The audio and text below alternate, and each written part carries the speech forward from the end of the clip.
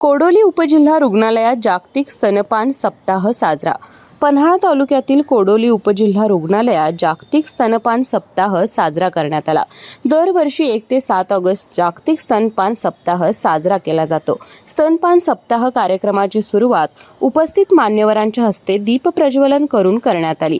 कोडोली उपजिल्हा रुग्णालयाचे वैद्यकीय अधीक्षक डॉक्टर महेश महाडिक यांनी आईचे दूध हे बाळासाठी अमृत आहे, बाळाचे बौद्धिक शारीरिक विकासासाठी आईचे दूध खूप महत्त्वाचे आहे असे बोलताना सांगितले। तर डॉक्टर सुलेखा साळुंखे यांनी गरोदर मातेने गरोदरपणातच पूरक आहार घेतला तर माता सदृढ बालकाला जन्म देईल।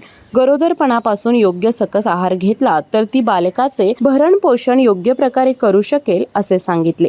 तर तनिष्का गटाच्या समन्वयक प्रमोदिनी माने यांनी गरोदर मातांना मार्गदर्शन केले।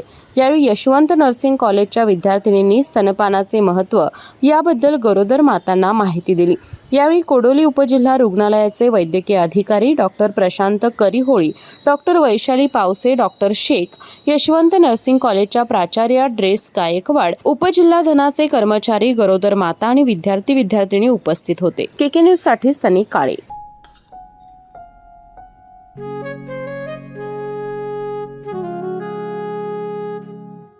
बाबा, आज येताना बासुंदी घेऊन या ना। अगं, कालच आपण आईचा वाढदिवस होता म्हणून आणली होती ना।